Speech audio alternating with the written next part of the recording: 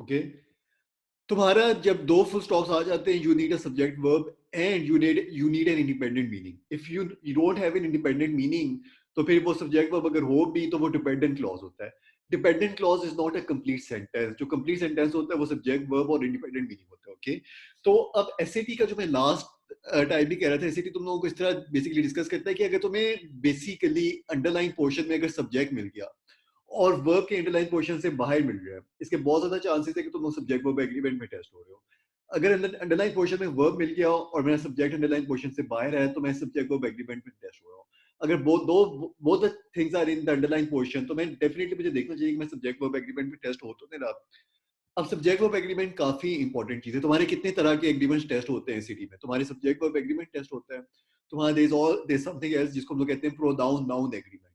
Okay, वो तुम्हारा test होता है. और फिर देयर इज समथिंग एल्स जो कि नाउन नाउन एग्रीमेंट होता है, वो भी तुम्हारा टेस्ट होता है. ये तीन किस्म के एग्रीमेंट टेस्ट होते हैं. इसमें सब्जेक्ट वर्ब एग्रीमेंट और प्रोनाउन एग्रीमेंट बहुत इंपॉर्टेंट होता है. देखो, अगर अंडरलाइन पोर्शन में तुम्हारा प्रोनाउन आ जाता है, तो मुझे सबसे पहले ये देखना चाहिए कि उसका एंटीसीडेंट एग्जिस्ट कर रहा है कि नहीं कर रहा, और वो नाउन है भी कि नहीं है. ओके, इसी जिस तरह अगर अंडरलाइन पोर्शन में तुम्हारा वर्ब आ जाता है, ऑफ कोर्स तुम्हारे इतने ज्यादा एरर्स हैं, तुम्हारा दिमाग कहाँ पे जाना चाहिए? अंडरलाइन पोर्शन जो होता है वो बहुत कुछ बता देता है कि तुम्हारा बेसिकली फोकस कहाँ पे जाना चाहिए. जो भी हम लोग देख रहे हैं वो सब्जेक्ट वर्ब एग्रीमेंट है. थोड़ा सा उसको अगर देखते हैं कि अगेन एससीटी सब्जेक्ट वर्ब एग्रीमेंट को किस तरह टेस्ट करता है, वो उन्होंने देखा कि तुम्हारा अंडरलाइन पोर्शन में सब्जेक्ट आ जाएगा, वर्ब आ जाएगा. अब सब्जेक्ट और वर्ब अगर साथ साथ पड़े हो, तो इनको आइडेंटिफाई करना और इनको एग्री करवाना बिल्कुल भी मुश्किल नहीं होता. ओके, जैसे मैं कहूँ कि डॉग रन्स, जो सिंगुलर सब्जेक्ट होता है वो विदाउट एस आता है.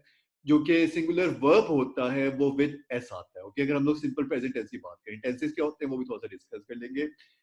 जो कि जो नॉर्मली तुम्हारा सब्जेक्ट वर्ब एग्रीमेंट टेस्ट होता है वो दो तरह के टेंसेस में होता है. दो से तीन तरह के टेंसेस हैं. कौन से? कि जहां पे तुम्हारा, देखो, Ali had a lunch, they had lunch. Okay, इसमें तुम्हारा सब्जेक्ट वर्ब एग्रीमेंट नहीं टेस्ट होगा, क्योंकि सिंगुलर सब्जेक्ट के साथ भी हेड आ रहा है और प्लूरल सब्जेक्ट के साथ भी हेड आ रहा है. जहां पे सिंगुलर सब्जेक्ट के साथ तुम्हारा हैज या हैव आए, तुम्हारा वहां पे टेस्ट हो सकता है. जहां पे तुम्हारा सब्जेक्ट के साथ इज या आर आ जाए, तो फिर ये टेस्ट हो सकता है. इसका मतलब है तुम टेस्ट हो रहे हो, क्योंकि तुम्हारा या फिर इज आता है या फिर आर आता है. ये म्यूचुअली एक्सक्लूसिव होते हैं. इसका मतलब ये है कि बेसिकली कुछ चीजें ऐसी हैं जो कि इस तरीके से ऑपरेट करती हैं. अब तुम लोगों ने सब्जेक्ट और वर्ब को आइडेंटिफाई करना होता है. इस सेशन के बाद मैं इन पे कुछ ड्रिल सेंड करूंगा, उसमें तुम लोगों ने आइडेंटिफिकेशन करनी होती है. वंस यू आइडेंटिफाई कि यार ये वर्ब है और ये सब्जेक्ट है, तो उनको फिर एग्री करवाना होता है. जैसे अगर तुम लोग यहाँ पे देखो कि ये तुम्हारा क्लासिक सेंटेंस है, the feathers, which feathers, the one of the black backed would packer has evolve. नहीं, जो फेदर है वो सब्जेक्ट है, जो हैज इवॉल्व है वो वर्ब है.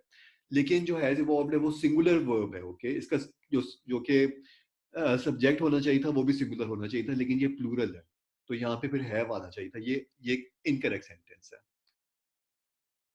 अगर तुम लोग यहाँ पे देखते हो द वर्क्स ऑफ, अगेन इसको सॉल्व करो. Do let me know the answer in the chat box. Okay, the works of artist, this artist has included, या फिर कुछ और आना चाहिए था. Do let me know the answers in the chat box. Okay, हम लोगों ने थोड़ा सा डिस्कस किया था लास्ट टाइम भी सब्जेक्ट वर्ब एग्रीमेंट को. इसका मुझे आंसर दो. और कुछ भी नहीं है इनफैक्ट सब्जेक्ट वर्ब एग्रीमेंट में डिस्कस करने के लिए, कुछ है ही नहीं. तुम्हारा जो सब्जेक्ट होता है वो वर्ब के साथ एग्री करना चाहिए. सब्जेक्ट अगर सिंगुलर है तो वर्ब सिंगुलर होना चाहिए. अगर सब्जेक्ट प्लूरल है तो वर्ब भी तुम्हारा प्लूरल होना चाहिए. There is nothing to discuss. Perfect. तो यहाँ पे तुम्हारा हैव इंक्लूडेड. राफे, मुझे तुम्हारे आंसर्स नहीं मिलते हैं. प्लीज ये थोड़ा सा देखो कि तुम थोड़ा सा डेफिनेटली इंटरेस्ट लो. ओ ब्रो, मुझे आंसर्स दिया करो, ओके कोई सर, फर्क नहीं पड़ता. ओके गलत भी सर, हो जाए तो क्या फर्क पड़ता है? अगर गलत आंसर्स हो जाए उसको हम लोग डिस्कस कर लेंगे, ठीक है? Okay sir, okay. प्लीज अपने आंसर जो है ना दो, थोड़ी सी अंडरस्टैंड करने के बाद. यहाँ पे तुम आंसर देना चाहते हो राफे इस क्वेश्चन का? यस सर, वर्क्स है मतलब प्लूरल है तो हैव ही आएगा, राइट? Perfect perfect perfect. अच्छा, अब यहाँ पे तुम लोग देखो कि इसको ना थोड़ा सा डिस्कस करते हैं. दिस इज समथिंग जो इंटरेस्टिंग चीज है. तुम्हारा जो एलन चिन है वो तुम्हारा सब्जेक्ट क्यों नहीं है? क्योंकि दिस इज समथिंग जो कि ऑब्जेक्ट ऑफ अ प्रेपोजिशन है. ऑब्जेक्ट ऑफ अ प्रेपोजिशन तुम्हारा सब्जेक्ट नहीं हो सकता. ठीक है, ये नाउन है, ये नाउन है. जो सब्जेक्ट होता है वो भी नाउन होता है, लेकिन जो कि हर नाउन सब्जेक्ट नहीं होता. और लेकिन हर सब्जेक्ट नाउन होता है. देखो, ये नाउन का ना एक बड़ा सर्कल होता है, इसमें तुम्हारा सब्जेक्ट भी आ जाता है, इसमें तुम्हारा ऑब्जेक्ट भी आ जाता है. हर सब्जेक्ट नाउन है, हर ऑब्जेक्ट नाउन है, लेकिन हर नाउन सब्जेक्ट नहीं है. ठीक है, ये नाउन है लेकिन ये सब्जेक्ट नहीं, तुमने सब्जेक्ट के साथ वर्ब को एग्री करवाना होता है। जो तुम्हारा वर्ब था वो यहाँ पे सिंगुलर था, लेकिन तुम्हारा बेसिकली जो सब्जेक्ट था वो प्लूरल था, तो तुम्हारा बेसिकली हैविंग क्यों नहीं है? हैविंग इसलिए नहीं है, इसको थोड़ा सा डिस्कस करते हैं ये, क्योंकि बहुत इंटरेस्टिंग केस है। तुम्हारा जहां पे भी वर्ब आईएनजी आ जाता है ना एसएटी में, वो तीन तरीकों से यूज होता है। एक होता है या फिर ये या फिर नाउन की तरह ऑपरेट कर सकता है, या फिर ये वर्ब की तरह ऑपरेट कर सकता है, या फिर ये एडजेक्टिव की तरह ऑपरेट कर सकता है। जिस तरह अगर मैं कहता हूँ interesting book, okay, interesting book, यहाँ पे तुम्हारा जो इंटरेस्टिंग है वो बुक के बारे में इंफॉर्मेशन दे रहा है, ओके। दैट विच, और बुक क्या है, वो तुम्हारा नाउन है। That which gives information about a noun is it is an adjective. तो लेकिन तुम्हारा यहाँ पे, अब मुझे कैसे पता चलेगा जो वर्ब आईएनजी है वो नाउन की तरह ऑपरेट करे, या वर्ब की तरह ऑपरेट करे, या फिर एडजेक्टिव की तरह ऑपरेट करे? अगर वर्ब आईएनजी अगर सिंगल वर्ड है तो उसके बाद तुम्हें नाउन मिलेगा, और वो नाउन की प्रॉपर्टी होगी कोई, ओके। बुक किस तरह की बुक? बोरिंग बुक है, इंटरेस्टिंग बुक है? नहीं, इंटरेस्टिंग बुक है, तो फिर ये एडजेक्टिव की तरह ऑपरेट कर रहा है। अगर मेरे पास वर्ब आईएनजी वर्ब की तरह किसको ऑपरेट करेगा? ये वर्ब है? नहीं, ये वर्ब नहीं है। इसका कोई मुझे रीजन बता सकते हैं ये वर्ब क्यों नहीं है? ये वर्ब है ही नहीं इस, लेकिन तुम्हारे दो फुल स्टॉप के बीच में you need a verb. Between the two full stops you need a subject and verb, तुम्हारा जो कि इंडिपेंडेंट क्लॉज होना चाहिए। इंडिपेंडेंट क्लॉज में तुम्हें सब्जेक्ट मिल जाता है, वर्ब मिल जाता है, इंडिपेंडेंट मीनिंग मिल जाता है, लेकिन this is not a verb. मुझे कोई रीजन बता सकते हैं why it's not a verb?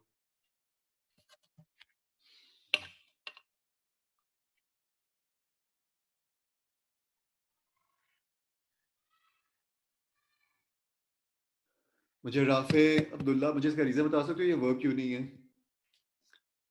So having included की बात कर रहे हैं हम? Yes yes yes. So because it's किसी चीज के इंफॉर्मेशन में ऐड, इंफॉर्मेशन नहीं में कुछ ऐड करना नहीं, वो। थोड़ा सा देखो, अब मैंने थोड़ी देर पहले जो कहा था वर्ब आईएनजी तुम्हें कहीं भी मिल जाता है ना, ये वर्ब आईएनजी है, ठीक है। और तुम अगर देखते हो तो यहाँ पे ये वर्ब आईएनजी नहीं है, ये भी वर्ब आईएनजी नहीं है, ये भी वर्ब आईएनजी नहीं है, ये वर्ब आईएनजी है, ये हैविंग वर्ब आईएनजी है, ठीक है। वर्ब आईएनजी जो होते हैं वो तीन तरीकों से यूज होते हैं, या फिर नाउन की तरह, या फिर वो वर्ब की तरह, या फिर वो एडजेक्टिव की तरह, ठीक है। जब वो वर्ब की तरह ऑपरेट करते हैं तो उनसे पहले टू बी या to have form of verb लगा होता है। जिस तरह driving, he has been driving, okay, has been जो है वो to have form of verb है। Driving, he was driving, was जो है वो to be form of verb है, ओके। तो अगर वर्ब आईएनजी से पहले टू बी या to have form of verb लग जाता है तो फिर वो वर्ब की तरह ऑपरेट करता है। अगर नहीं है तो फिर वो वर्ब की तरह ऑपरेट नहीं करता। यहाँ पे इसके साथ नहीं लगा हुआ था तो ये वर्ब था ही नहीं, लेकिन मुझे वर्ब चाहिए था क्योंकि मुझे सब्जेक्ट मिल गया था, मुझे वर्ब नहीं मिला था कहीं पे। लेकिन वर्ब ये था ही नहीं, इसलिए ये इनकरेक्ट है। Does it make sense? Yes sir. Yes, sir. ठीक है, अब थोड़ा सा इसको देखो अगेन अगेन, कि जो वर्ब आईएनजीज होते हैं ना, वर्ब आईएनजीज वो तीन तरीकों से यूज होते हैं। वो एडजेक्टिव की तरह भी ऑपरेट कर सकते हैं। जैसा अगर मैं कहूँ कि irritated mother, mother was irritated, okay, irritated mother snapped at the irritating toddler। Basically irritating toddler क्यों है और इरिटेटेड मदर क्यों है? ये वर्ब ईडी लगेगा, वर्ब ईडी टाइप का एडजेक्टिव लगेगा, या वर्ब आईजी टाइप का एडजेक्टिव लगेगा? अगर किसी नाउन से पहले तुम्हारा वर्ब ईडी टाइप का एडजेक्टिव लगेगा या वर्ब आईएनजी टाइप का एडजेक्टिव लगेगा, इसकी ट्रिक ये होती है कि तुम ना एक छोटा सा सेंटेंस बना देते हो। जिस तरह मदर वाज इरिटेटेड या मदर वाज इरिटेटिंग, नहीं, मदर वाज इरिटेटेड, तो फिर यहाँ पे आता था irritated mother. Toddler was irritated या toddler was irritating? Toddler was irritating, ठीक है। तो फिर सेंटेंस क्या होता है कि irritated mother snapped at the irritated toddler। Irritated mother snapped at the irritating toddler, okay। toddler was irritating या mother was irritated, ठीक है। तो ये irritating जो था यहाँ पे, ये नाउन के बारे में इंफॉर्मेशन दे रहा था, मदर के बारे में इंफॉर्मेशन दे रहा था। That which gives information about a noun is an adjective. तो तुम्हारे वर्ब आईएनजी जो है, मैं अगर वापस जाऊं तो वो भी यहाँ पे तुम्हारे वर्ब आईएनजी जो होते हैं वो एडजेक्टिव की तरह ऑपरेट करते हैं, या फिर वो वर्ब की तरह ऑपरेट करते हैं, या फिर वो नाउन की तरह भी ऑपरेट करते हैं। नाउन की तरह किस तरह ऑपरेट करते हैं? मुझे एडजेक्टिव का तो पता चल गया, मुझे वर्ब का भी पता चल गया। वर्ब आईएनजी नाउन की तरह किस तरह ऑपरेट करते हैं? स्विमिंग, अली वॉज स्विमिंग, जो वॉज है वो to be form of verb है, यस। तो जो वॉज स्विमिंग है वो तुम्हारा बेसिकली वर्ब हो गया। Swimming, swimming competition, swimming competition, which competition? Swimming competition, okay. तो यहाँ पे तुम्हारा स्विमिंग जो था वो एडजेक्टिव हो गया। नाउन की तरह किस तरह बिहेव करेगा? नाउन होता क्या है? Noun is the name of anything, anything in name of anything is a noun. Swimming is my favourite activity. What is my favourite activity? Swimming is my favourite activity. जो what होता है वो तुम्हारा उसका जो आंसर मिलता है वो तुम्हें नाउन मिलता है। तो यहाँ पे जो स्विमिंग है, what is my favourite activity, swimming is my favourite activity, तो स्विमिंग जो है वो नाउन की तरह ऑपरेट कर रहा है। स्विमिंग एडजेक्टिव की तरह से ऑपरेट करेगा, swimming competition was cancelled, which competition was cancelled, swimming competition was cancelled, leave was swimming. अभी यहाँ पे स्विमिंग से ऑपरेट कर रहा है, वाज जो है वो to be form of verb है, इस स्विमिंग से पहले to be form of verb लग गया तो ये वर्ब की तरह ऑपरेट करे। डज इट मेक सेंस कि नहीं? ये तीनों तरीकों से जो वर्ब जिसे ऑपरेट करते हैं ग्रामर में जनरली भी और एसएटी में भी, ठीक है। तो जब तुम्हारा वर्ब आईएनजी के साथ तुम्हारा बेसिकली टू बी या टू हैव फॉर्म ऑफ लगता है तो फिर ये वर्ब की तरह ऑपरेट करता है, अगर नहीं लगता तो फिर वर्ब की तरह ऑपरेट नहीं करता। थोड़ा सा आगे जाते हैं, इधर इसको इसको पढ़ने की फ्रैंकली कोई जरूरत है नहीं। अच्छा, अब बेसिकली ये भी इनफैक्ट इसमें भी कुछ है नहीं इस तरह का, लेकिन जल्दी से देख लेते हैं। स्पीक्स जो वर्ब होता है जब उसके साथ एस आ जाता है तो वो सिंगुलर होता है, जो नाउन विदाउट एस सिंगुलर होता है, ये इनकरेक्ट है। ओके, जो अगर ये सब्जेक्ट है, इसमें एक्शन है, ये एक्शन कौन परफॉर्म करे? सब्जेक्ट परफॉर्म करे, तो ये सब्जेक्ट है। अगर सब्जेक्ट प्लूरल है तो वर्ब भी प्लूरल आना चाहिए। वर्ब प्लूरल जो होता है वो एस के, वो विदाउट एस आता है। जो सब्जेक्ट सिंगुलर होता है, सिंगुलर सब्जेक्ट, सिंगुलर सब्जेक्ट जो होता है वो विदाउट एस आता है। सिंगुलर वर्ब जो होता है वो विद एस आता है। प्लूरल, जो प्लूरल नाउन होता है वो विद एस आता है, जो प्लूरल वर्ब होता है वो विदाउट एस आता है। Okay, this is as simple as that, this is as simple as that. जो कंपाउंड सब्जेक्ट्स क्या होते हैं? कंपाउंड सब्जेक्ट्स ये होते हैं कि तुम्हारे नाउन एंड नाउन की कॉम्पिटिशन बेसिकली कंस्ट्रक्शन आ जाती है। जिससे Ali and Bilal are teachers, Ali and Bilal is teacher नहीं होता, ठीक है। तो यहाँ पे जो कंपाउंड सब्जेक्ट्स जो होते हैं वो तुम्हारे प्लूरल सब्जेक्ट्स हो जाते हैं और वो प्लूरल वर्ब लेते हैं। और जो प्लूरल वर्ब होता है वो विदाउट एस आता है। प्लूरल प्लूरल वर्ब जो विदाउट एस आता है, सिंगुलर वर्ब जो होता है वो विद एस आता है, ठीक है। Does it make sense guys? Do let me no. Yes, sir.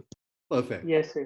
Perfect. अच्छा, अब दूसरा क्या होता है? दूसरा बेसिकली ये होता है तुम्हारा कि अगर यहाँ पे ये लिखा होता है student as well as the teacher, तो फिर भी ये कंपाउंड सब्जेक्ट बन जाता है। और कंपाउंड सब्जेक्ट जो होते हैं वो प्लूरल सब्जेक्ट होते हैं। नहीं, कंपाउंड सब्जेक्ट सिर्फ और सिर्फ तुम्हारा एंड के साथ बनता है, ठीक है। अगर यहाँ पे ये होता था student together with the teacher speaks या as well as teacher speaks, in addition to teacher speaks, ये तुम्हारे प्लूरल, ये कंपाउंड सब्जेक्ट्स नहीं बनाते। कंपाउंड सब्जेक्ट जो होता है वो एंड बनाता है, noun one and noun two. Noun one as well as noun two जो है वो तुम्हारा basically noun one as well as noun two जो है वो तुम्हारा इट इज समथिंग जिसको मैं कहता हूँ एडिटिव फ्रेज है। Noun one together with noun two जो है वो तुम्हारा एडिटिव फ्रेज है, ठीक है। जो एडिटिव फ्रेज होते हैं वो कंपाउंड सब्जेक्ट्स नहीं बनाते, ठीक है। जो एंड होता है वो कंपाउंड सब्जेक्ट बनाते हैं और जो कंपाउंड सब्जेक्ट होता है वो प्लूरल सब्जेक्ट हो जाता है और वो भी प्लूरल ही फिर देगा डेफिनेटली।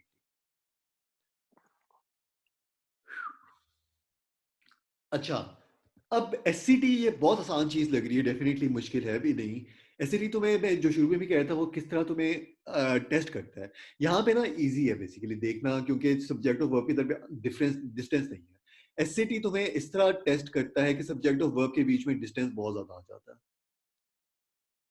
ठीक है। और जो डिस्टेंस आ जाता है उसको हम लोग मिडल मैन कहते हैं, उसको हम लोग मिडल मैन कहते हैं। और वो तुम्हारा कुछ भी हो सकता है। वो क्या क्या होता है, उसकी क्या कैटेगरी होती है? वो नॉन एसेंशियल क्लॉज हो सकता है।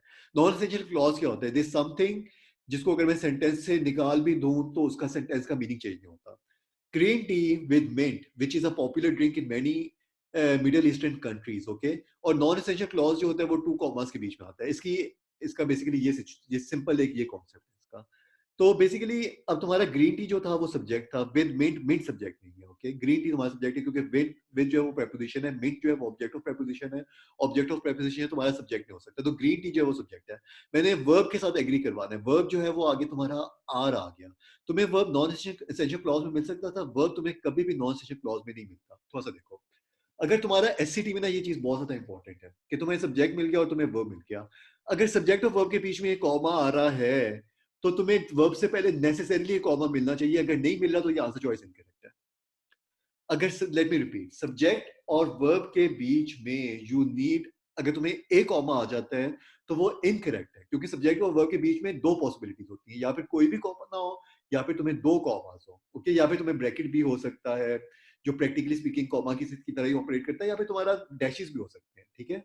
लेकिन तुम्हारा सब्जेक्ट ऑफ वर्ब के बीच में इस तरह नहीं होता कि तुम्हारा एक कॉमा आ जाए, इस तरह नहीं होता कि तुम्हारा एक ब्रैकेट आ जाए, इस तरह नहीं होता कि तुम्हारा एक डैश आ जाए। अगर तुम्हें मिल जाता है तो वो इनकरेक्ट होता है। इसका रीजन क्या होता है? इसका रीजन ये होता है कि कॉमा ना बेसिकली इंडिकेट करता है कि तुम्हारा नॉन एसेंशियल मॉडिफायर है, ये तुम्हारा नॉन एसेंशियल क्लॉज है या फिर नॉन एसेंशियल मॉडिफायर है।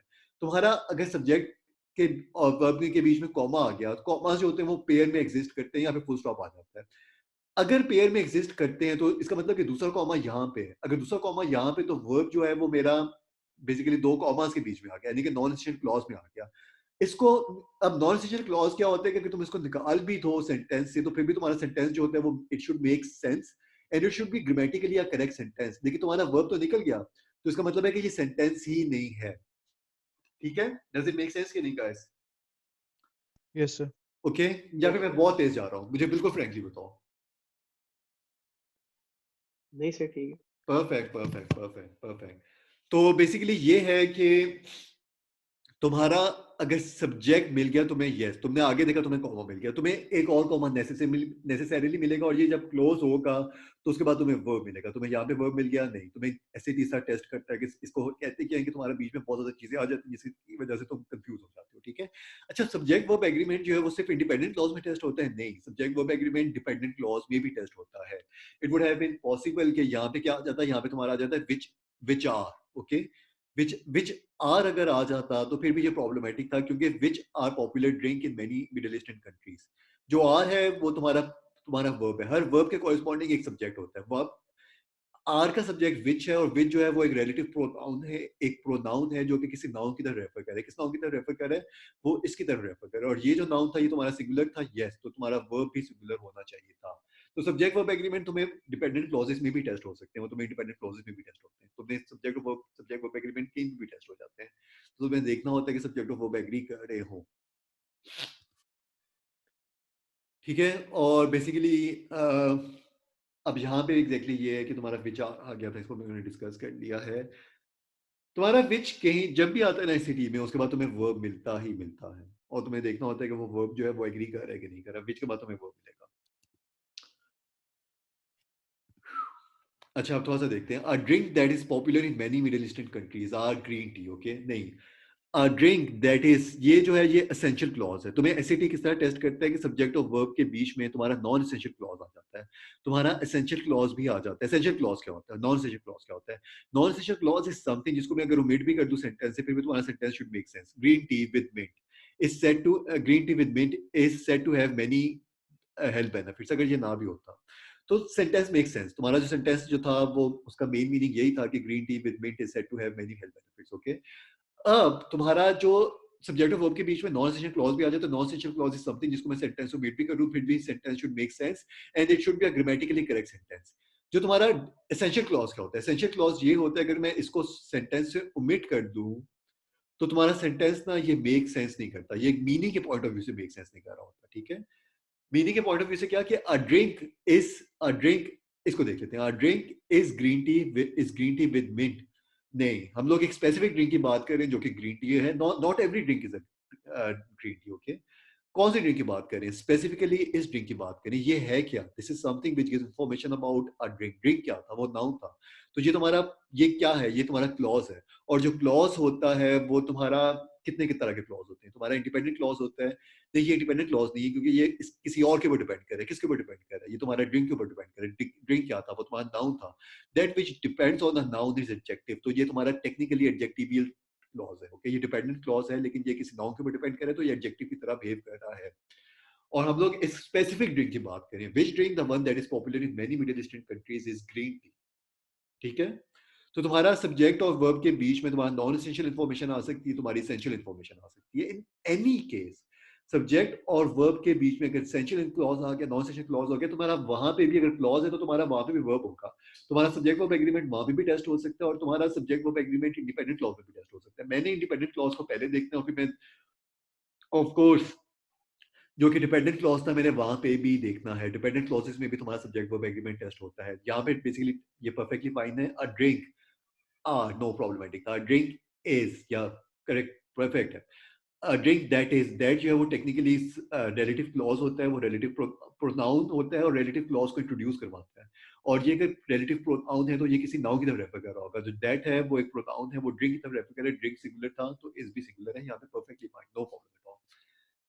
अगले सेंटेंस की तरफ आते हैं। ओके, इस सेंटेंस को बल्कि तुम लोग मुझे बताओ क्या होगा। जो ये वाला सेंटेंस है इसमें मुझे चैट बॉक्स में बताओ कि क्या होना चाहिए था। Perfect perfect perfect, awesome guys, awesome. अच्छा, यहाँ पे देखो कि the black widow spider has striking red hourglass markings. Which markings? Hourglass markings. Which hourglass markings? Red hourglass markings. Which red hourglass markings? Striking red hourglass markings. Okay. तो यहाँ पे marking जो था वो noun था। अगर marking noun था तो basically ये plural noun है और इसके साथ तुम्हारा singular plural verb आना चाहिए। plural verb जो plural होता है वो without s आता है। ये तुम लोगों को already ही पता था। तो मेरे से गलती किसी की नहीं होगी। और तुम्हें किस तरह ऑपरेट करता है, मैंने देखा कि सब्जेक्ट ऑफ वर्ब के बीच में तुम्हारा नॉन एसेंशियल क्लॉज आ सकता है, तुम्हारा एसेंशियल क्लॉज आ सकता है। और क्या होता है, सब्जेक्ट ऑफ वर्ब के बीच में तुम्हारा प्रेपोजिशनल फ्रेज आ जाता है। और प्रेपोजिशनल फ्रेज क्या होता है, वो प्रेपोजिशन से स्टार्ट होता है और नाउन या नाउन इक्विवेलेंट एंड होता है। नाउन इक्विवेलेंट क्या होता है, प्रोनाउन जो होता है वो नाउन इक्विवेलेंट होता है। तो ये तुम्हारा प्रेपोजिशनल फ्रेज बन जाता है। और मैंने सब्जेक्ट ऑफ वर्ब को एग्री करवाना है, मैंने हर तरह का मिडिल पेन बीच में से हटाना होता है। मैंने नॉन एसेंशियल क्लॉज भी हटाना है, मैंने एसेंशियल क्लॉज भी हटाना है, मैंने प्रेपोजिशनल फ्रेज को भी हटाना है। Do let me know the answer to this question. यहाँ पे क्या होना चाहिए था, the patent, the which patent, the one for the first mechanical pencils. तुम्हें एसएटी क्या करता है कि पेंसिल्स जो होगा वो तुम्हें लग रहा है प्लूरल है, तो तुम्हें यहाँ पे भी प्लूरल। नो, पेंसिल्स जो है वो एक प्रेपोजिशन के बाद आ रहा है, इसका मतलब है कि ये ऑब्जेक्ट ऑफ प्रेपोजिशन है। Object of preposition can not be the subject of the sentence unless and until there is an exception. Exception जो होती है वो हम लोग आखिर में डिस्कस करेंगे। सिर्फ एक एक्सेप्शन होती है, सिर्फ एक एक्सेप्शन होती है। ओके, वो एक्सेप्शन क्या होती है, जब ऑब्जेक्ट ऑफ अ प्रेपोजिशन तुम्हारा सब्जेक्ट ऑफ द सेंटेंस आ जाता है। ओके, थोड़ा सा देख ही लेते हैं। Most of the boys were, most of the boys were absent. अब बॉयज जो है वो ऑब्जेक्ट ऑफ प्रेपोजिशन है, लेकिन इसके साथ हमारा वर्ब एग्री करना चाहिए। ठीक है, इनको हम लोग कहते हैं क्वांटिटी एक्सप्रेशंस। जब क्वांटिटी एक्सप्रेशंस आ जाते हैं तो उसके बाद तुम्हें एक प्रेपोजिशनल फ्रेज मिलता है। उस प्रेपोजिशनल फ्रेज में जो नाउन होता है वो डिफाइन करता है तुम्हारा वर्ब क्या होगा। ये क्वांटिटी एक्सप्रेशंस होते हैं। जिस तरह most of the water was, most of the water was, most of the water was. Okay, water जो तुम्हारा सिंगुलर है तो उसके साथ तुम्हारा सिंगुलर वर्ब आना चाहिए था। Most of the furniture was, most of the boys were. ठीक है, तुम्हारी ये सिर्फ एक्सेप्शन होती है। यहाँ पे जो ऑब्जेक्ट ऑफ अ प्रेपोजिशन होता है वो तुम्हारा सब्जेक्ट हो जाता है और उसके लिहाज से तुमने वर्ब को एग्री करवाना होता है। अगर नहीं है तो फिर ऑब्जेक्ट ऑफ, अगर ये क्वांटिटी एक्सप्रेशन नहीं है तो फिर ये तुम्हारा सब्जेक्ट होता है और तुम्हारा ये वाला जो नाउन होता है ये तुम्हारा सब्जेक्ट नहीं होता अगर ये क्वांटिटी एक्सप्रेशन नहीं है।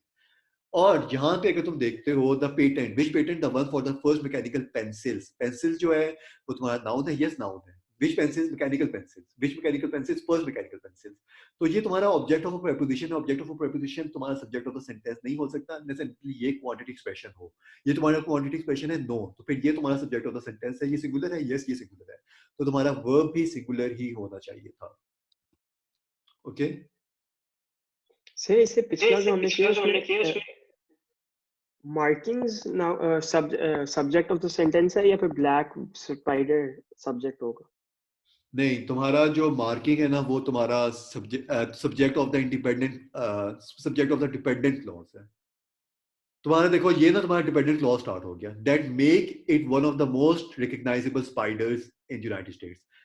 The correct, the black widow spider has, ये तुम्हारा वर्ब मिल गया। हर वर्ब के कॉरेस्पॉन्डिंग एक सब्जेक्ट होता है। ये तुम्हारा इंडिपेंडेंट क्लॉज का सब्जेक्ट वर्ब है। ओके, इसका जो सब्जेक्ट था वो तुम्हारा स्पाइडर था जो कि सिंगुलर था और ये भी वर्ब सिंगुलर था। अब तुम्हें ये एक और वर्ब मिल रहा है। अगर ये एक और वर्ब मिल रहा है तो फिर ये किसका वर्ब है, इसका सब्जेक्ट कौन सा है, इसका सब्जेक्ट ये है।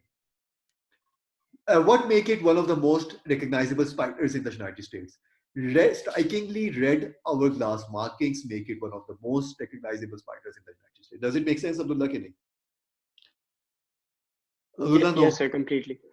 Perfect, perfect, perfect. तो ये हम लोगों ने बेसिकली तीन चीजें देखी। ओके, कि तुम्हारा सब्जेक्ट ऑफ वर्ब के बीच में तुम्हारा नॉन एसेंशियल क्लॉज आ जाता है, सब्जेक्ट ऑफ वर्ब के बीच में तुम्हारा एसेंशियल क्लॉज आ जाता है, सब्जेक्ट ऑफ वर्ब के बीच में तुम्हारा प्रेपोजिशनल फ्रेज भी आ जाता है। और क्या आ जाता है, तुम्हें सब्जेक्ट वर्ब एग्रीमेंट किस तरह टेस्ट होता है एसएटी में, कि तुम्हारा जो वर्ब है वो पहले आ जाता है सब्जेक्ट से पहले। इसको देखो, ये तुम्हें ऑलरेडी ये सिंपल सेंटेंसेस में तो हर किसी को पता होता है। और ये इसलिए इनफैक्ट जो ग्रामर भी है ना वो भी मुश्किल नहीं होती, वो मुश्किल नहीं होती। जैसा मैं तुम लोगों को बताऊं कि यहाँ पे अगर मैं ये कहूँ कि along the house is along the beach, sorry, if I say along the beach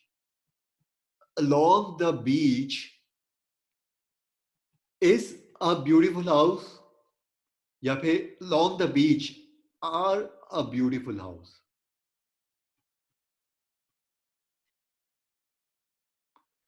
Along the beach is a beautiful house, या along the beach are a beautiful house. You guys know it intuitively, okay? तुम लोगों को ये intuitively पता है, लेकिन इसका grammatical reasoning क्या है इसकी?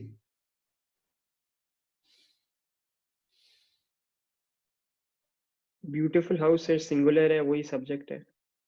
तुम्हारा बीच क्यों नहीं है सिंगल? तुम्हारा बीच क्यों नहीं सब्जेक्ट? क्योंकि वो भी तो तुम्हारा बीच भी तो तुम्हारा उसके साथ डा लगा हुआ है, यानी कि आर्टिकल्स अगर किसी चीज के साथ लग सकते हैं तो वो सिर्फ और सिर्फ नाउन के साथ लग सकते हैं। तो बीच क्यों नहीं सब्जेक्ट ऑफ द सेंटेंस? बीच तुम्हारा क्यों नहीं सब्जेक्ट ऑफ द सेंटेंस है? तुम्हारा टेक्निकल रीजन क्या है इसका? क्योंकि ये तुम्हारी preposition है, this is the object of a preposition. Is this a noun? This is 100% noun. क्योंकि आर्टिकल अगर किसी चीज के साथ लग सकते हो तो वो नाउन के साथ लग सकते हैं. This is a noun and this is a noun. लेकिन इन दो नाउन में से एक नाउन जो है वो तुम्हारा subject of the sentence है. This noun is the object of preposition. If it is an object of preposition, it cannot be the subject of the sentence unless and until you have a quantity expression. ठीक है? Making sense के नहीं? Make sense के नहीं, guys? This is a preposition. Yes, sir. Perfect. अब do let me know the answer to this. Okay, ये तो हम लोगों ने कर लिया था. इसका मुझे आंसर बताओ. Okay, तो मैं बेसिकली ये इस तरह टेस्ट होता है जो इतने बड़े-बड़े सेंटेंसेस हो जाते हैं. इसका मुझे आंसर बताओ कि यहाँ पे क्या होना चाहिए था और इसका सब्जेक्ट क्या है. जो इनकरेक्ट आंसर है, जो इनकरेक्ट लिखा हुआ है, ऑफ कोर्स ये इनकरेक्ट लिखा हुआ है, तुम लोगों को पता चल ही गया है ये. लेकिन इसका सब्जेक्ट क्या है? Loop canal. ओके, देखते हैं इसको डिस्कस करते हैं. ये थोड़ा सा ट्रिकी है. ओके, इसको बिल्कुल सामने रख के ना रीजनिंग तुम लोग यही रखो. ओके, देखो, along the beach is a beautiful house. Okay, अब तुम्हारी रीजनिंग यही होगी. इसको कहते हैं सिर्फ एक्स्ट्रापोलेशन है. ये is a beautiful house. जो तुम्हारी ये रीजनिंग है वही तुम्हारी यहाँ पे रीजनिंग है. एक बार सेंटेंस थोड़ा सा बड़ा हो गया. ये तुम्हारी रीजनिंग क्या थी? This is a noun. Is this the object of a preposition? Yes. It cannot be the subject of the sentence. तुम्हारा the loop canal जो है वो तुम्हारा क्या है? वो तुम्हारा नाउन है. Yes, नाउन है. वो तुम्हारा preposition का ऑब्जेक्ट है. preposition का ऑब्जेक्ट है. Object of preposition cannot be the subject of the sentence. तुम्हारा Nebraska जो है वो सब्जेक्ट है. No, it is the object of preposition in. तो it cannot be the subject of the sentence. तुम्हारा extends आ गया. ओके, ये inverted sentence हो गया. जैसा ये तुम्हारा inverted sentence था. इसके बाद तुम्हें क्या मिल रहा है? Parks, lakes and trails. Which parks, lakes and trails? The one owned and operated by the Loop Power District. ये जो है, this is something which gives information about these three things. ये क्या था? ये तुम्हारा compound noun था. अगर ये तुम्हारा noun है और फिर इसका मतलब है कि ये adjective है, ये adjective ही है तुम्हारा. verb टाइप का adjective है. ओके, तो फिर इसका मतलब है कि यार ये जो नाउन है ये मेरा कंपाउंड नाउन है. X Y and Z, this is the subject of the sentence. और ये प्लूरल नाउन है, तो इसके साथ जो वर्ब आना चाहिए था वो भी प्लूरल आना चाहिए था. प्लूरल वर्ब जो होता है वो विदाउट एस आता है. Just do let me no अगर ये नहीं समझ आया बेसिकली जो हमने डिस्कस किया है. इफ इट मेक्स सेंस, हाँ please, if you have question please do let me no.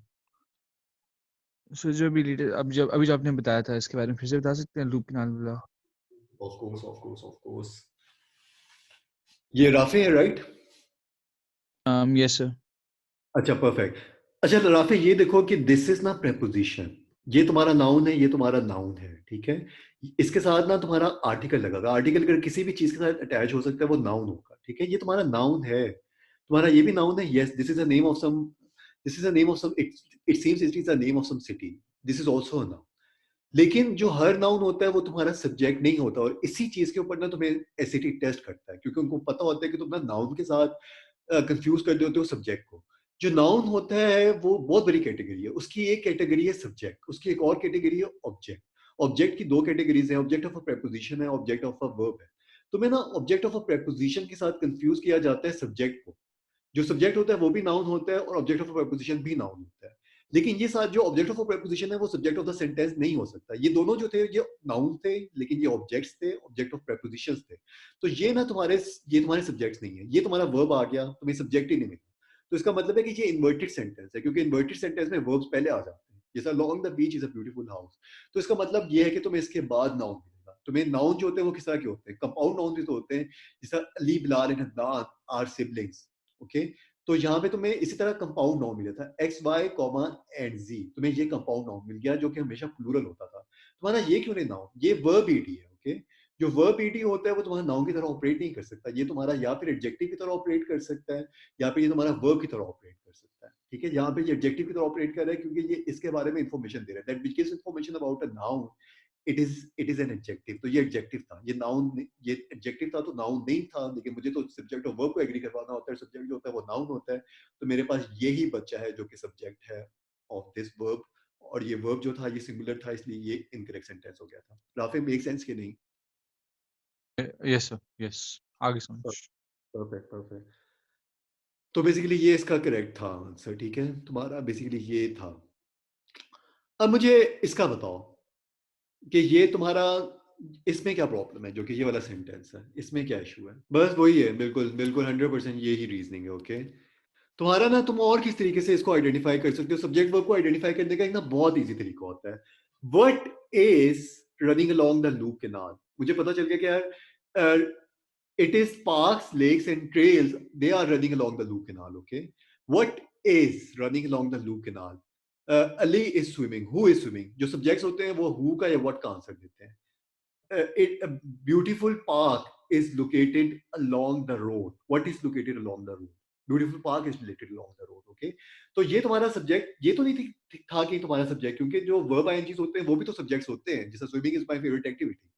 नहीं, what is my favorite activity? Swimming is my favorite activity. What is parks, lakes and trails? Running along the Loo Canal is parks. नहीं, it is not making any sense. What is it? It does not make any sense. Does it make sense, guys? जो मैं basically बताना चाह रहा हूँ कि running भी ना, running along, Yes, it is not the sentence. ये it is not the subject. जो verb INGs होते हैं वो तुम्हारे subjects होते हैं, लेकिन who या what का आंसर देते हैं, यहाँ पे मुझे आंसर उस तरह नहीं मिल रहा था। ठीक है, राफे और Abdullah, both of you just let me know कि ये it makes जी सर। perfect perfect जी सर। perfect perfect है। इसका आंसर बताओ जल्दी से, और इसमें क्या प्रॉब्लम? हाँ ठीक है, बेसिकली अब यहाँ पे क्या हो रहा है कि तुम्हारा कॉमा बट आ रहा है। ओके, कॉमा बट भी तुम्हारा एसएटी में आ जाता है, उससे पहले तुम्हें एक कंप्लीट सेंटेंस मिलता है, उसके बाद तुम्हें एक कंप्लीट सेंटेंस मिलता है। Rafe Malik car, perfect perfect, you guys understand, लेकिन मैं जल्दी से इसको सम अप करूं। ओके, तुम्हारा कॉमा बट के बाद तुम्हें कंप्लीट सेंटेंस मिलेगा, less clear. Less clear is not a subject, क्योंकि जो क्लियर है वो तुम्हारा एडजेक्टिव है। Okay, the road is clear, the signal is clear, the atmosphere is clear. Okay, ये तुम्हारा एडजेक्टिव है।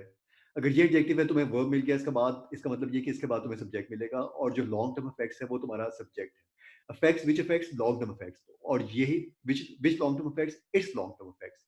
तो ये तुम्हारा बेसिकली एक बहुत बड़ी कंस्ट्रक्शन थी, जिसके अंदर जो नाउन था वो तुम्हारा फैक्ट्स था, और ये वाला जो नाउन था ये तुम्हारा subject of the second independent clause था, जो कॉमा बट के बाद मिल गया था। कॉमा बट से पहले भी तुम्हें इंडिपेंडेंट क्लॉज मिल रहा है, कॉमा बट के बाद भी तुम्हें इंडिपेंडेंट क्लॉज मिल रहा है। तुम्हारा सब्जेक्ट वर्ब एग्रीमेंट, तुम्हारा सब्जेक्ट वर्ब यहाँ पे भी है, तुम्हारा सब्जेक्ट वर्ब यहाँ पे भी है। तुम्हारा क्लॉज आ गया, उसमें तुम्हें सब्जेक्ट वर्ब मिलेगा, तुमने एग्री करवाना है। तो ये ही था इसमें। और कंपाउंड सब्जेक्ट जो होते हैं वो मैंने थोड़ा सा डिस्कस किया है, जिस तरह भी वो हमेशा तुम्हारे बेसिकली वो प्लूरल होते हैं। अब there speed and homing ability, X and Y, compound subject, और बिकॉज जो है ये सबऑर्डिनेट कंजंक्शन होती है, इसके बाद तुम्हें क्लॉज मिलता है, बिकॉज के बाद तुम्हें हमेशा क्लॉज मिलता है। क्लॉज का मतलब कि तुम्हें सब्जेक्ट मिलेगा, तुम्हें वर्ब मिलेगा, तुम्हें वर्ब मिल गया यस, और तुम्हें सब्जेक्ट जो था वो ये था, और यहाँ पे ये प्रॉब्लम थी, जो सब्जेक्ट था वो प्लूरल था, तो जो वर्ब था वो भी प्लूरल होना चाहिए था। वर्ब प्लूरल जो होता है वो विदाउट एस आता है।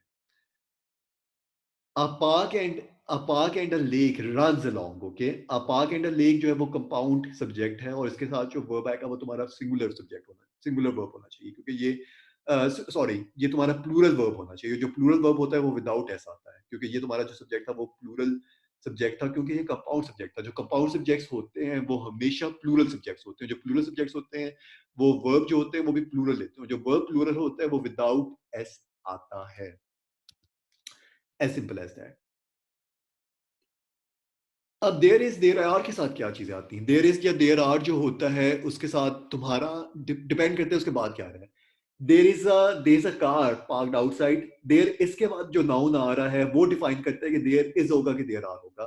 There are cars outside versus there is a car outside. Okay, जो there है वो एक technically speaking ये pronoun होता है. जो ये वाला there होता है ना THERE, ये एक pronoun होता है जो एक noun की तरह refer कर रहा होता है. जो noun होता है वो there के वो verb के बाद आ रहा होता है. Okay, इसको मैं कहता हूँ कि ये noun को delay कर देता है. There is a beautiful house. A beautiful house जो है वो तुम्हारा subject है. There जो है वो एक pronoun है जो कि is a beautiful house. A beautiful house की तरफ पॉइंट कर रहा है. और अगर ये प्रोनाउन है तो ऑफ कोर्स इसने किसी नाउन की तरफ ही रेफर करना हो, तो जिस नाउन की तरफ रेफर कर रहा है वो सिंगुलर है, तो इसलिए मेरे पास देयर इज आना चाहिए था. Okay, there is a beautiful house, there are beautiful houses in this society. जो कि देयर इज और देयर आर होता है वो इस तरीके से ऑपरेट करता है.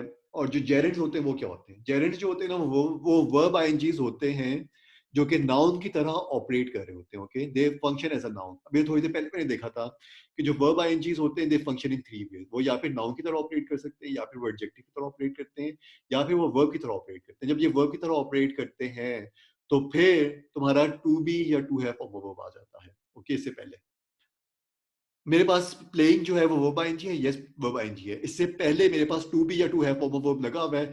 To be form of verb क्या होता है? Is, was, were, am, are, ये to be form of verbs होते हैं. To have form of verb क्या होता है? Has been, have been, had been, ये to have form of verb होते हैं. नहीं, इससे पहले लगा नहीं हुआ, तो इसका मतलब ये कि ये वर्ब की तरह तो नहीं ऑपरेट कर रहा. ये popular playing parlour games. Playing what? Parlour games. Okay, जो कि प्लेइंग है.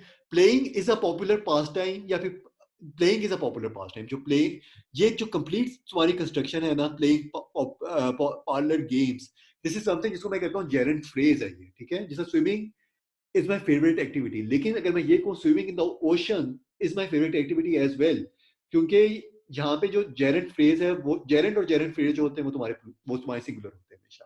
ओके, वो क्योंकि ये नाउन की तरह ऑपरेट कर रहे होते हैं, तो ऑफ कोर्स ये नाउन की जो क्वेश्चन है व्हाट या हु, उसका आंसर देंगे.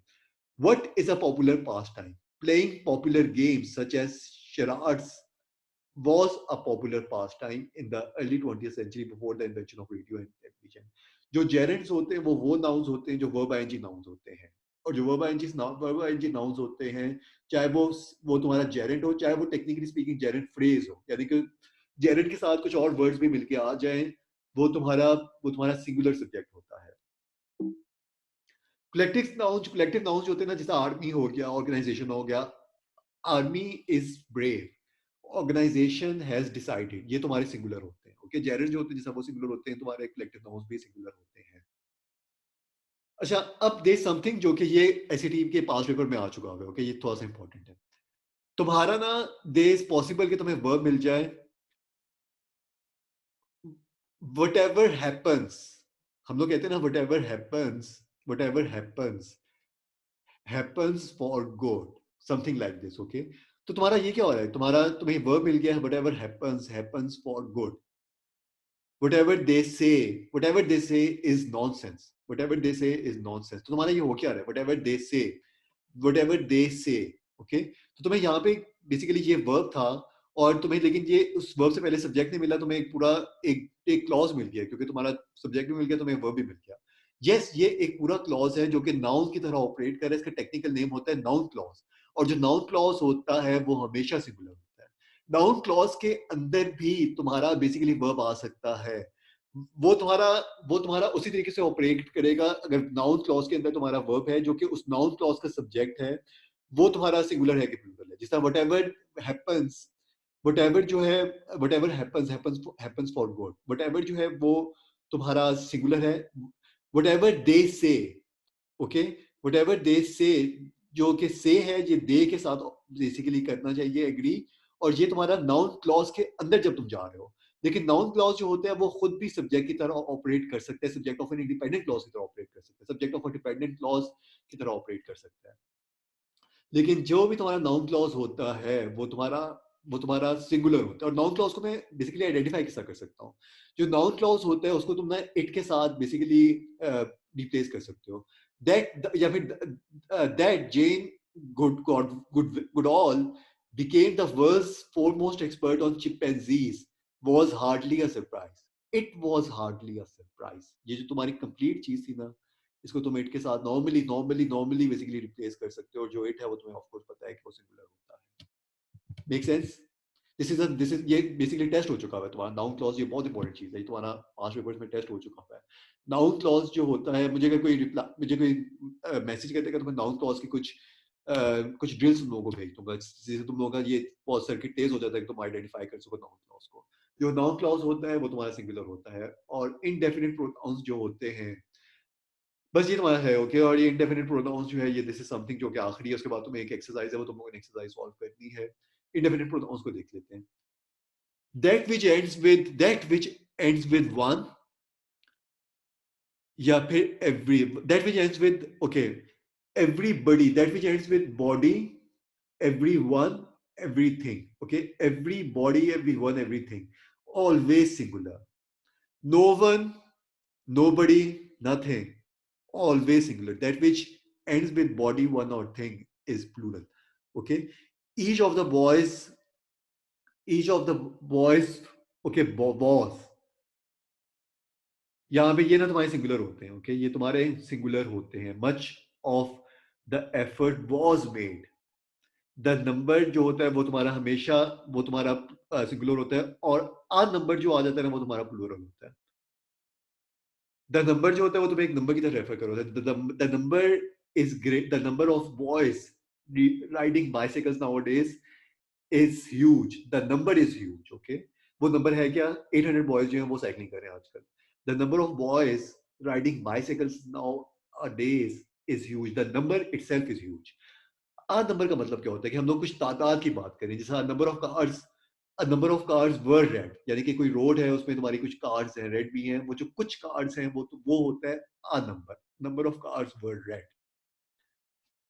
ठीक है, और जो आध नंबर होता है वो तुम्हारा प्लूरल होता है, जो दी नंबर होता है वो तुम्हारा सिंगुलर होता है, और बाकी जो इसको थोड़ा सा देख लेना, ये तुम्हारे सिंगुलर होते हैं। अब ये जो हैं ये तुम्हारे सिंगुलर भी हो सकते हैं, प्लूरल भी हो सकते हैं। किस तरह? क्योंकि ये अभी हमने थोड़ी देर पहले देखा था कि some of the boys were absent, most of the boys were absent, okay, all of the boys were absent, all of the water was wasted, most of the water was wasted, some of the water was wasted। ये तुम्हारे singular भी हो सकते हैं, plural भी हो सकते हैं। इसके बाद तुम्हें एक प्रेपोजिशन फ्रेज मिलेगा, उस प्रेपोजिशनल फ्रेज में तुम्हें एक नाउन होगा, वो डिफाइन करता है कि तुम्हारा वर्ब क्या होगा। ओके, ये तो ऐसा टेबल इसलिए काफी इंपॉर्टेंट टेबल है। इनडेफिनिट प्रोनाउंस जैसे होते क्या है? इनडेफिनिट प्रोनाउंस वो होते हैं जिनका जो एंटीसीडेंट होता है ना वो तुम्हारा सेंटेंस में नहीं होता, वो तुम्हारे पहले यूज नहीं हो सकता। ओके, देखो, जो विच है ना वो भी तुम्हारा प्रोनाउन है, लेकिन वो रिलेटिव प्रोनाउन है। जो ही है वो भी एक प्रोनाउन है, उसको मैं कहता हूँ कि ये तुम्हारा सेकंड केस, तुम्हारा सेकंड पर्सन प्रोनाउन है। ओके, ही जो दे है वो भी एक प्रोनाउन है। इसी तरह एक इंडेफिनिट प्रोनाउंस वो होते हैं जिनके तुम्हें ये जिस नाउन को रेफर कर रहे हैं वो तुम्हारा वहां पे मेंशन ना भी हो तो कोई फर्क नहीं पड़ता। ये इंडेफिनिट प्रोनाउंस होते हैं। ठीक है, इसकी थोड़ी सी एग्जांपल्स हैं। इस एग्जांपल ये पेज नंबर 172 में एग्जांपल्स हैं, प्लीज इसकी एग्जांपल से खुद थोड़ा सा गो थ्रू हो जाओ, और क्योंकि ये एक्सरसाइज है इसके बाद इससे गो थ्रू हो जाना। ये तुम्हारा सब्जेक्ट वर्ब एग्रीमेंट था। अभी मैंने तुम लोगों को इस सेशन के बाद मैंने ड्रिल सेंड करनी है, वो है सब्जेक्ट वर्ब एग्रीमेंट की ड्रिल्स। प्लीज उनको अच्छे तरीके से करो। उसके बाद मैं तुम्हें ना जो वीडियो सेंड की है ग्रामर की, उनका मैं तुम्हें एजेंडा बताऊंगा ग्रुप में। ठीक है, व्हाट्सएप ग्रुप में, वो तुम लोगों ने फॉलो करना है।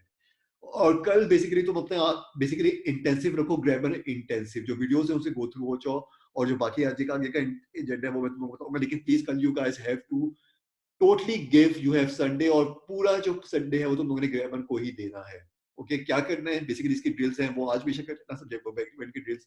उसके बाद जो वीडियोस कौन कौन सी देखनी है वो मैंने ईमेल की है, लेकिन मैं तुम लोगों को ग्रुप में स्पेसिफिकली बता दूंगा। ठीक है, so see you guys very soon,